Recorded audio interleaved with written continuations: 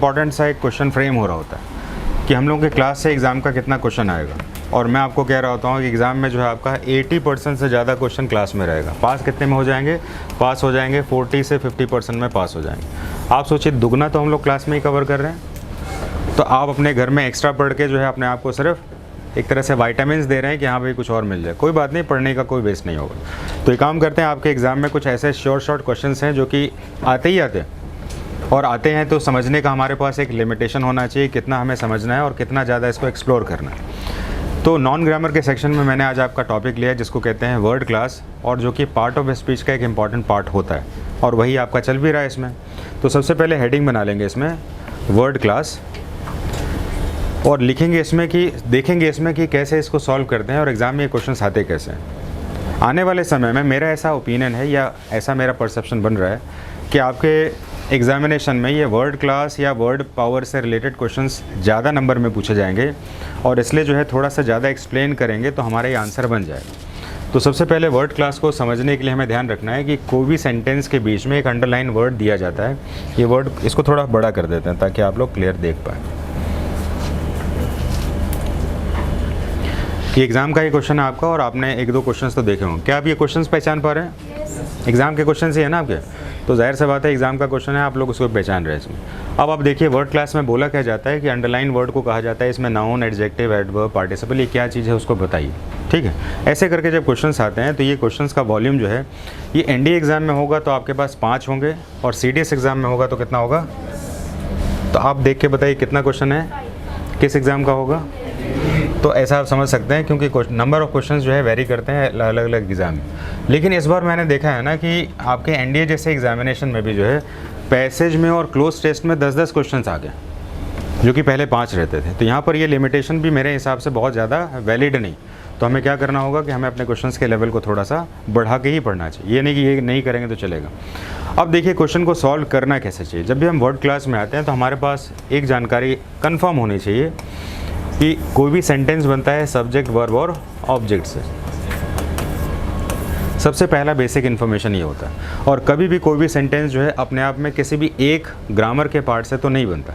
जैसे अगर मैं कहूँ कि ही रीड्स, तो ही रीड्स में ही हो गया आपका सब्जेक्ट जिसको हम प्रोनाउन भी कहते हैं, और ये वर्ब हो गया। तो कहने का मतलब एक साथ दो पार्ट तो चल रहा है, और इसको अगर हम बढ़ा दें ही रीड्स अ बुक, अगर ही रीड्स अ बुक मैंने लिख दिया इसमें तो ए बुक हो गया नाउन, क्योंकि आर्टिकल ए के साथ जुड़ा हुआ। तो यहाँ पर आर्टिकल भी हो गया आपका। तो आप बताइए कि एक ही सेंटेंस लिख रहे हैं लेकिन एक साथ सेंटेंस में 4-4, 5-5 ग्रामर के रूल चल रहे होते हैं, और यहाँ पर अगर ए नहीं लगाया तो आपका सेंटेंस गलत हो जाएगा। तो ऐसा कैसे कह सकते हैं हम ये कि भाई ऐसा है कि अभी नाउन चल रहा है तो नाउन ही चलता रहेगा। इसलिए हमें बराबर में जो है ना टॉपिक्स को वेरीफाई करते रहना होगा कि हम अपने नॉलेज को जो परसीव कर रहे हैं ना वो हमें एग्ज़ाम के जैसा मैच हो रहा है कि नहीं। तो अभी मैं बात कर रहा हूँ आपके कि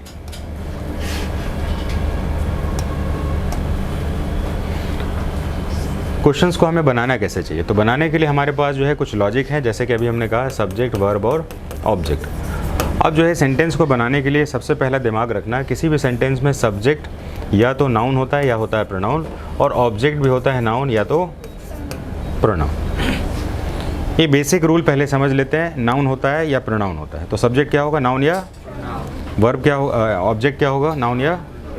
अब इस लेवल पे अगर देखा जाए, इसी नॉलेज पे ज़्यादा भी नहीं चले इसमें, you are most welcome to visit my humble abode. अब यहाँ पर अबोर्ड हमें पता नहीं है, मान के चलिए हमें पता ही नहीं अबोर्ड क्या होता है, और आगे फुल स्टॉप लगा हुआ नहीं, सेंटेंस यहाँ पर एंड हो रहा है। सेंटेंस की शुरुआत हमेशा किससे होती है? कैपिटल लेटर से होती है, और एंड किससे होता है? Full stops. तो यू कैपिटल में है ना ये, और एंड किससे हो रहा है? तो यानी कि पूरा सेंटेंस तो है, हाँ कि नहीं? बोलते रहना, नहीं तो पता चले कि सेंटेंस में खो जाओगे। तो हमारे सेंटेंस में देखिए सेंटेंस स्टार्ट किससे हो रहा है? यू से, यानी कि नाउन या प्रोनाउन से हो सकता है, और एंड किससे हो रहा है? हमें पता नहीं चल रहा। एंड किससे हो रहा है? हमें पता नहीं चल रहा। और हमारे पास रूल क्या भी पढ़ा हमने? नाउन या प्रोनाउन। तो ज़रूर से बात है ये तो नाउन या प्रोनाउन ही होना चाहिए, और अबॉर्ड करके कोई प्रोनाउन तो होता नहीं है, क्योंकि प्रोनाउन तो लिमिटेड है, जैसे कि आई, वी, यू और ही, शी, इट। तो यही तो हुआ हमारे पास, और इनमें से तो यह नहीं, तो होना क्या चाहिए था? तो ऐसे किसी क्वेश्चन में बिना अबोर्ड की जानकारी लिए हुए भी हम आंसर को सही बना सकते थे। हालांकि अबोर्ड का मतलब होता है घर, रहने का स्थान। जैसे कि आपने बोर्डिंग पास सुना है, आपने बोर्डिंग है ना, तो बोर्डिंग यानी रहने का स्थान। तो इस तरह से हमने अबोर्ड वर्ड को यूज़ किया। तो क्या आप ये सेंटेंस में अबोर्ड बना पाएंगे? क्या अभी कैसे बना पाएंगे? कि ग्रामर का रूल क्या कहता है आपको कि सेंटेंस वर्ब और ऑब्जेक्ट से शुरू होता है और सब्जेक्ट या तो नाउन और ऑब्जेक्ट या तो नाउन, और इस रूल के हिसाब से अबोर्ड क्या हुआ? क्या हुआ? पक्का। प्रोनाउन क्यों नहीं हुआ? क्योंकि प्रोनाउन होता है हमारे पास आई, वी, यू और ही, शी, इट, दे, बस इसको छोड़ के तो होता ही नहीं है, सब नाउन में चला जाएगा। इस तरीके से यहाँ पर क्वेश्चन हम सॉल्व कर सकते थे। मैं पहले पूरा सॉल्व कर देता हूँ फिर आपको लेके चलता हूँ।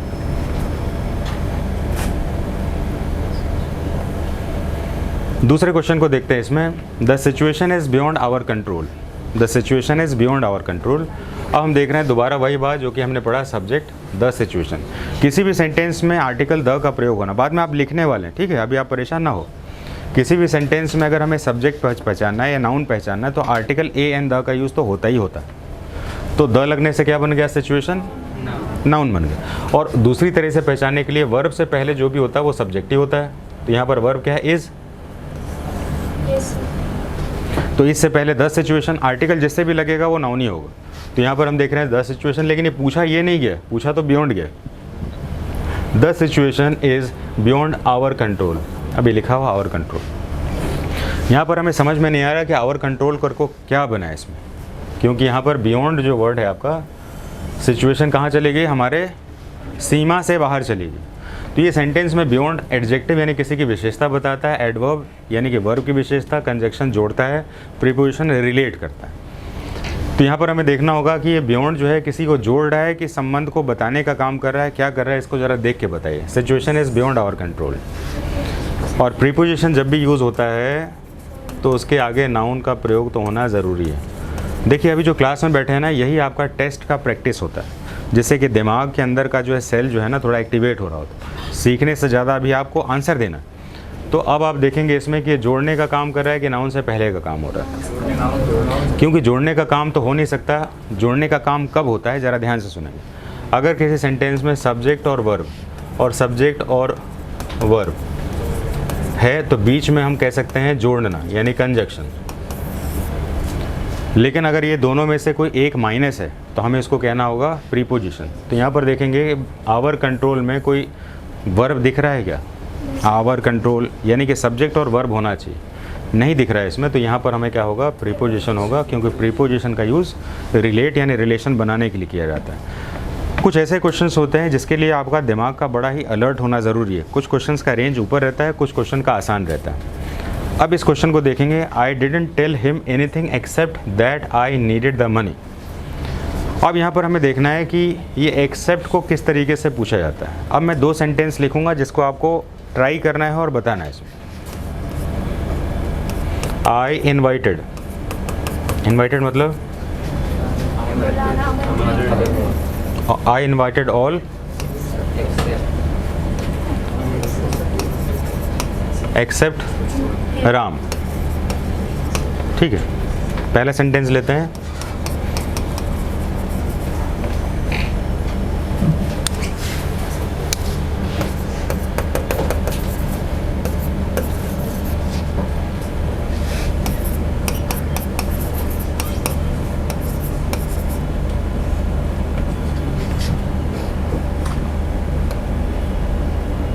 आगे क्या लिख सकते थे इसमें?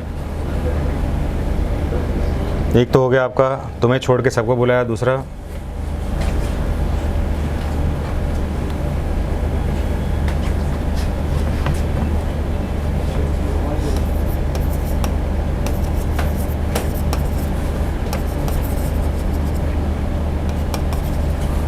चलिए इसको शॉर्ट में लेके चलते हैं, नहीं तो सेंटेंस थोड़ा सा बोरिंग हो जाएगा और आप इसमें इंटरेस्ट लूज़ करेंगे। थोड़ा सा देख लेते हैं,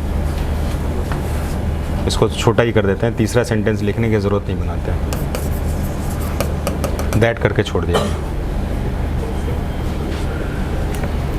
ग्रामर का एक बड़ा यूनिक सा रूल है इसमें। करंट सेक्शन है, यहाँ पर आंसर देने वाले हैं। इसमें खड़े हो जाइए, बताओ। आई इन्वाइटेड ऑल, आगे क्या लिखा है? पीछे करंट, आप नहीं बेटे पीछे। ये क्या लिखा है? एक्सेप्ट। अब एक्सेप्ट अगर हमारे पास सेंटेंस में यूज़ हुआ है, अगर ये नाउन से पहले यूज़ हुआ है तो ये बन जाएगा प्रीपोजिशन, और ये नाउन से पहले यूज़ नहीं हुआ है तो बन जाएगा कंजक्शन। ठीक है, अब आपको इस सेंटेंस को पढ़ के बताना है कि ये नाउन से पहले यूज़ हुआ है कि नहीं यूज़ हुआ है। संदेश खड़े होकर बताएंगे, बहुत ध्यान से देख के चलेंगे। नाउन से पहले आप बताइए, एक्सेप्ट नाउन से पहले यूज़ हुआ है कि नाउन से पहले यूज़ नहीं हुआ? हाँ, बगल में खड़े हो जाइए, जल्दी जल्दी बताना, टाइम नहीं लगाना। हाँ, खड़े हो जाइए संदेश से बगल में जी। नाउन से पहले नहीं हुआ? अच्छा, तो नाउन से पहले यूज़ नहीं होता तो उसको क्या कहते हैं? और नाउन से पहले यूज़ होता तो क्या कहते हैं? क्योंकि प्रीपोजिशन नाउन से पहले यूज़ होता है तो इसलिए ये बन जाएगा कंजक्शन। इस तरीके से सॉल्व होगा, ध्यान रखिएगा, बैठिए, दोबारा भी पूछेंगे आपसे। तो आप देख रहे हैं इसमें कि कुछ ऐसे वर्ड हैं जिसमें कि एक्सेप्ट आता है आपका। अगर एक्सेप्ट प्रीपोजिशन और कंजक्शन में अंतर आ जाए, आपको कन्फ्यूज़न हो जाए आपको, तो इस बात का ध्यान रखना है इसमें कि भाई ऐसा है, नाउन से पहले यूज़ होगा तो प्रीपोजिशन है और नहीं है तो कंजक्शन। ऐसे ही करके आपको चलना है इसमें। अब ज़रा दूसरा क्वेश्चन देख लेते हैं। ही ड्राई क्लीन्ड माई कोट नाइसली। जब भी किसी सेंटेंस में एलवाई से वर्ड लगा हो तो इसके चांसेस ज़्यादा होते हैं किसके बनने के? एडवर्ब बनने के चांसेस ज़्यादा होते हैं। तो ये हमारा क्या बन जाएगा? Would you like to buy this new item. अभी दिस मैंने सेक्शन डिटरमिनार में कराया था आपको, दिस दैट दोज दिस सब कराया था इसमें। तो आप बताइए कि would you like to buy this new item. अब ये आइटम क्या हो गया? न्यू क्या हो गया? और दिस क्या हो गया? इस तरीके से सेंटेंस और डिटरमिनर आंसर आ गया। तो डिटरमिनर एक्चुअली में होता क्या है? डिटरमिनर वह वर्ड होता है जो कि क्या करता है, ये जो कि नाउन से पहले नाउन कैसे प्रयोग किया गया उसकी विशेषता बताने का काम करता है। ये इस साल के एग्ज़ाम के सबसे इंपॉर्टेंट क्वेश्चन है जिसको आप अभी आप करने वाले। तो लेट स्टार्ट हो राइट। हेडिंग बना लेंगे वर्ड क्लास। वर्ड क्लास लिखेंगे, हेडिंग बनाएंगे वर्ड क्लास, और फिर मैं 2-3 पॉइंट कुछ लिखा रहा हूँ, लिखिए इसको। It is the important chapter, it is the important chapter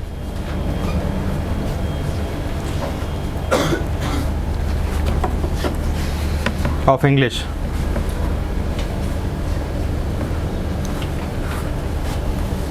examination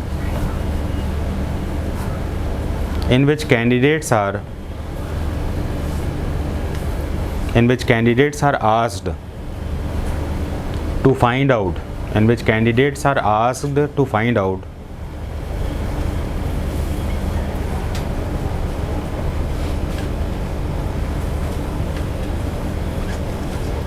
the word from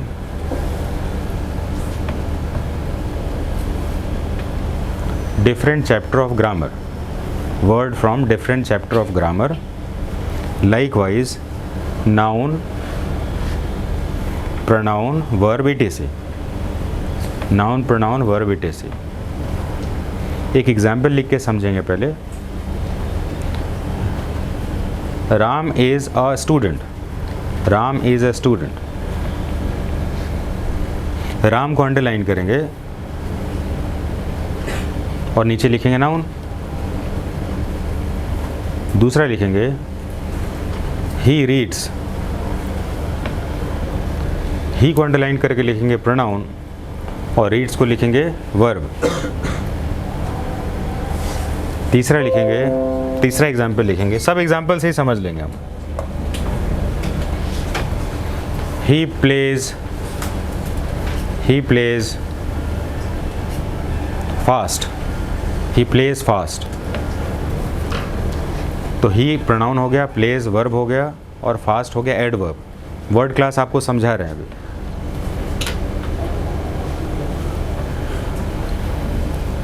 next example लिखेंगे very good student, very good student. ध्यान रखिएगा, इसको अंडरलाइन जो भी करके लिखवा रहा हूँ उसको पूरा लिखना है। ये नहीं कि समझ में आ गया, लिखना अच्छे से, नोटबुक अच्छे से बनाना। स्टूडेंट अंडरलाइन करके लिखेंगे नाउन,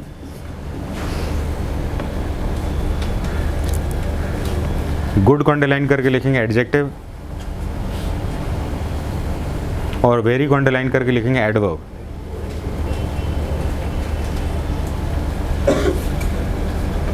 नेक्स्ट लिखेंगे he talks to me, he talks to me. He को अंडरलाइन करके प्रोनाउन लिखेंगे, टॉक्स वर्ब हो गया, टू प्रीपोजिशन हुआ, और मी आपका हो गया प्रोनाउन। नाउन और प्रोनाउन के आगे जो भी यूज़ होता है उसको प्रीपोजिशन कहते हैं। अब जो है इतनी जानकारी के बाद अब लिखेंगे एग्ज़ाम क्वेश्चंस। एग्ज़ाम क्वेश्चंस लिखेंगे और इसको अब सॉल्व करने का ट्राई करेंगे। अब आपको ये जो पढ़ा है ना छोटा छोटा, इसके बाद ये पढ़ने में आसानी हो जाएगी थोड़े से। तो मुझे लगता है 2 मिनट के अंदर आपको करना चाहिए। So you are provided 2 minutes to solve the questions. Do it fast. Heading बनाएंगे एग्जाम का क्वेश्चंस और फिर लिखेंगे पहला questions, you are most welcome to visit my humble abode.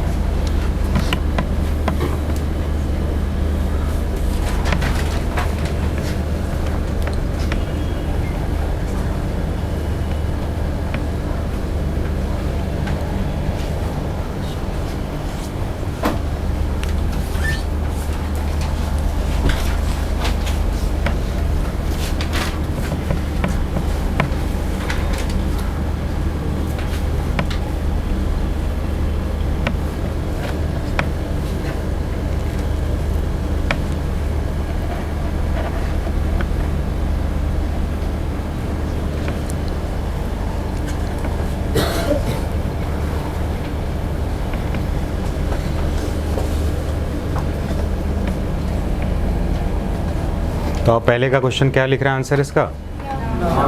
तो इसमें नाउन ज़रूर टिक कर दीजिएगा। लिखना पूरा है, फिर उसके बाद नाउन को टिक करना। एग्ज़ाम जैसा पूछता है वैसे ही करना। फास्ट चलना है, फास्ट, और तेज करिए जल्दी से।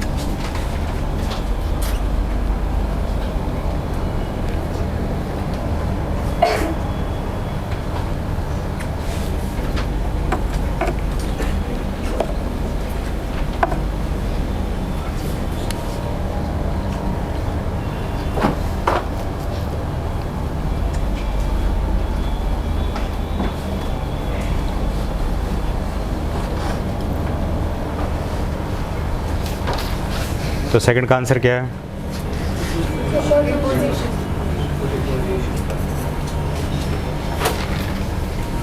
तो जिनको प्रीपोजिशन वर्ड पहली बार सुन रहे हैं उनको नोट में लिख लेना चाहिए, it is a word use before noun और प्रोनाउन।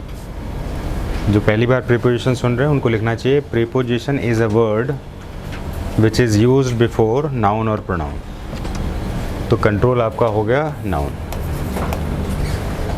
और आवर क्या हो गया हमारे पास? एडजेक्टिव हो गया, इसमें इसके साथ जुड़ा हुआ शब्द हो गया। तो नाउन के बारे में ही बोला जा रहा है। तीसरा सेंटेंस लिखेंगे, I didn't tell him anything except. तो एक्सेप्ट का कंजक्शन भी होता है और आपका प्रीपोजिशन भी होता है, लेकिन जब नाउन से पहले होगा तो प्रीपोजिशन होगा और नाउन से पहले नहीं होगा तो कंजक्शन होगा। तो इसमें भी लिखने के बाद 2 नोट लिख लीजिएगा। नोट में 2 पॉइंट लिख लीजिएगा। आप लोग टाइम ज़्यादा ले रहे हैं देख रहा हूँ।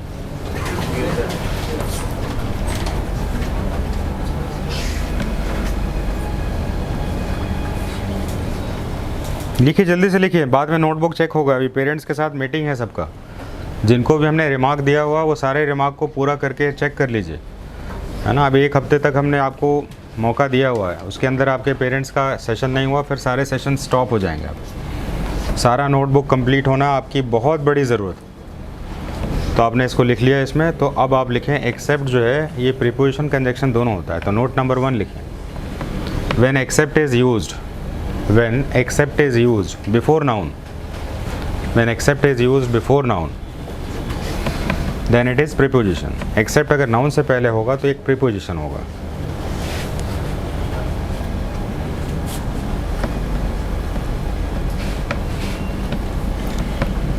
Example,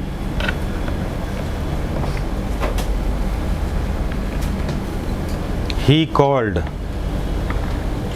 called everyone except me। तो यहाँ पर एक्सेप्ट क्या हो गया आपका, प्रीपोजिशन हो गया। he called everyone except me, मतलब मुझे छोड़ के जो है सभी को बुलाया उसने। he called everyone except me लिख लीजिएगा, बाद में नहीं याद होगा। मी को अंडरलाइन करके प्रोनाउन लिखेंगे, तो नाउन प्रोनाउन से पहले प्रीपोजिशन यूज़ होगा। अब हम यही बात देखेंगे इसमें, I didn't tell him anything except that I needed the money। ये दैट लगा हुआ, और दैट तो आपका यहाँ पर रोल प्ले नहीं कर रहा नाउन और प्रोनाउन का, तो जाहिर सी बात है ये हो जाएगा आपका कंजक्शन। दोनों ही वर्ड का एग्जाम्पल लिख लेना आपको। आप पूरा वर्ड नहीं लिख रहे हैं, ये सब वर्ड लिखना ज़रूरी है। हाँ जी, ये 10 अच्छा पूरा ही लिख लिए थे पहले से। तो तुम लोग बड़े स्मार्ट आदमी हो रहे। तो ही ड्राई क्लीन्ड माई कोट नाइसली, ही ड्राई क्लीन्ड माई कोट नाइसली। तो इस सेंटेंस में 2 रूल ऐसे बनते हैं इसमें कि जब भी हम एडजेक्टिव के साथ ly लगाते हैं तो एडवर्ब बन जाता है। नोट लिखेंगे, when adjective is used with ly then it becomes adverb. जब भी सेंटेंस में एडजेक्टिव एडवर्ब के साथ ly के साथ यूज़ होता है तो वो एडवर्ब बन जाता है। When adjective is used with plus ly then it is adverb. अब इसमें कुछ एग्जाम्पल लिखेंगे तभी समझ में आएगा।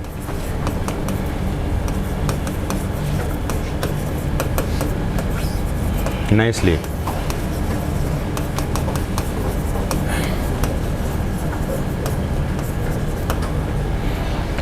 तो यहाँ से ये ly लग के ये दोनों हमारे पास बन गए एडवर्ब, और ये दोनों क्या है हमारे पास, एडजेक्टिव है।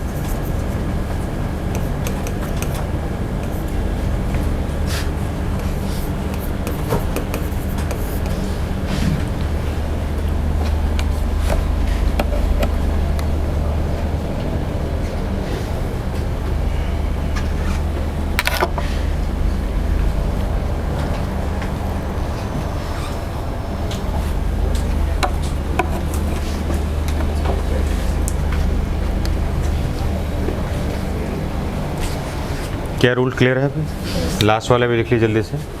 Would you like to buy this new item, would you like to buy this new item.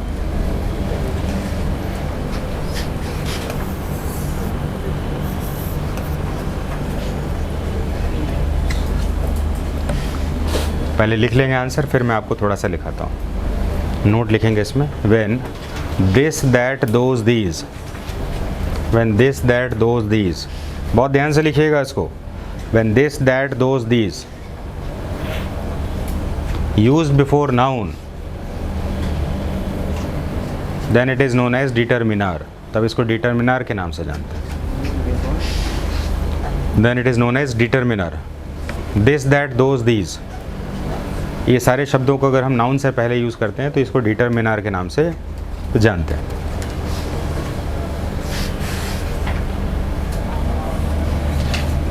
अब हम लोग आ जाएंगे अपने ग्रामर के पार्ट में। हम 5 में से 5 क्वेश्चंस हमारे सही होने चाहिए। पार्ट ऑफ स्पीच में आपके 10 में से 10 क्वेश्चंस का स्कोरिंग होना चाहिए, है ना। अगर आपको एग्ज़ाम पास करना है तो इंग्लिश पेपर स्कोरिंग होगा आपका, जीएस जो है मॉडरेट जाएगा आपका, लगभग 120 में से आपके 60 के करीब बनेंगे इसमें। 50% बहुत हो गया, बहुत ज़्यादा हो गया, आराम से पास हो जाएंगे। और जाहिर सी बात है जो IMA के लिए लड़के रहते हैं, परमानेंट कमीशन के लिए रहते हैं, मैं CDS की बात कर रहा हूँ। तो फिर वो मैथ्स उनका चॉइस होता है। मैथ्स अगर है इसमें तो फिर मैथ्स में सेक्शनल कट ऑफ आपका जो है 22% का होगा, यानी कि 100 में से जो है 22 नंबर लाइए, 25 नंबर लाइए, जो कि लकी ABC में भी किसी में लगा दें तो आ जाएगा। तो 100% एक्यूरेसी है आपके पास। स्ट्रैटेजी को लेके चलें, वॉल्यूम को लेके चलेंगे तो ज़िंदगी निकल जाएगी, पास नहीं होगा, पूरी ज़िंदगी निकल जाएगी। इसलिए बहुत जगह पर ध्यान रखना है कि पूरा वॉल्यूम में नहीं जाना है, उस जगह पर जाना है जिससे कि एग्ज़ाम के क्वेश्चंस रेगुलर आते हैं और वो हमें समझ में आ जाना चाहिए। तो इस तरह से ये क्वेश्चंस हो गए। अब हम आ जाएंगे,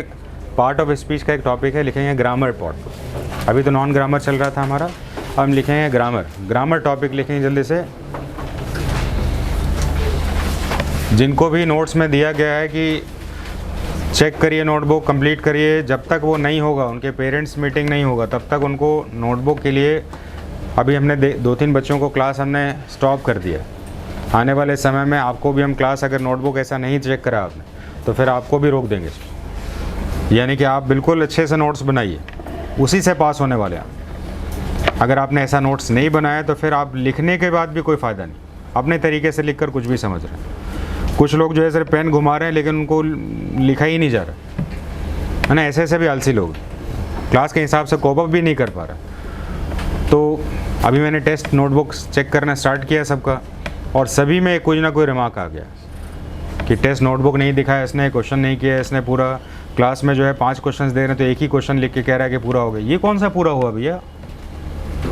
एक क्वेश्चन कैसे पूरा हो गया? एक क्वेश्चन लिखा, एक छोटा सा आंसर लिख दिया गूगल पेज से और कहा कि हो गया इसमें। ऐसे कैसे हो गया?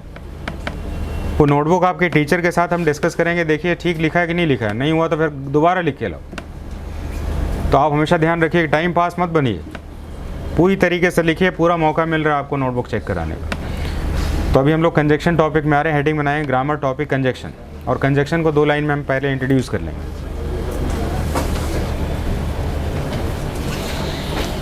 Conjunction is a word, introduction लिखेंगे पहले। कंजक्शन इज़ अ वर्ड,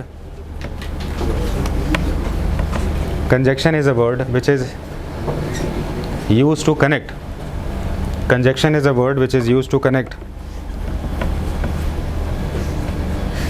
अब जो वर्ड लिखा रहा हूँ ध्यान से लिखिएगा। phrases, clauses and sentences. Words भी लिख सकते हैं, वर्ड, phrases, clauses, sentence. तो कंजक्शन का जो मेन वर्क होता है, ये शब्द को जोड़ना, फ्रेज को जोड़ना, क्लाउज को जोड़ना और सेंटेंस को जोड़ना।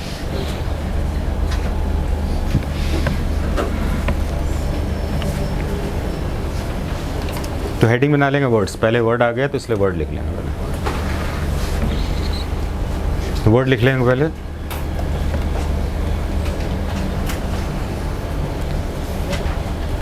Ram and Mohan, Ram and Mohan.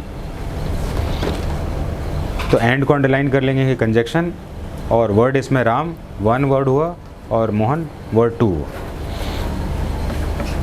तो 2 वर्ड को जोड़ता है राम एंड मोहन, तो अपने आप बन गया। सीता एंड गीता भी लिख सकते हैं। 2 शब्दों को जोड़ने वाला जो भी वर्ड है वो कंजक्शन है। अब हम बात करेंगे फ्रेज में। फ्रेज से हम थोड़ी सी जानकारी को बढ़ाएंगे, इसमें हेडिंग बनाएंगे इसमें फ्रेज, और दूसरा पॉइंट लिखेंगे इंट्रोडक्शन ऑफ फ्रेज। हेडिंग बनाएंगे फ्रेज और दूसरा लिखेंगे इंट्रोडक्शन ऑफ फ्रेज। फ्रेज होता क्या है आखिर, कैसे पता चलेगा कि फ्रेज करके क्या समस्या है, किस तरह से फ्रेज को डील करना है, ये भी हमें पता चलना चाहिए। आप में से कितने लोग जानते हैं फ्रेज क्या होता है? चलिए एक काम करते हैं, एक सेंटेंस हम किसी से भी पूछ लेते हैं और फिर वो बताएंगे हमें। आप कोई सेंटेंस मेरे को बताइए, बैठे बैठे आराम से बताइए। जैसे कि आई स्लीप हो गया, ठीक है, तो आई क्या हुआ हमारा सब्जेक्ट, स्लीप क्या हो गया। तो अब हमें ढूंढना है फ्रेज़ क्या होता है कि नहीं, सही बात। तो इसमें तो फ्रेज़ नहीं मिला ना। आप कोई दूसरा सेंटेंस बताइए, कुछ भी बोलना है ना, ट्राई करिए। तब तक आप ट्राई कर लीजिए। Dog barks at night. अरे तेरी, इतना बड़ा बोल दिया इसमें। डॉग एक है कि बहुत सारे हैं? एक ही है, मतलब इन्होंने कुत्ता पाला होगा या पड़ोस ने कुत्ते ने परेशान किया।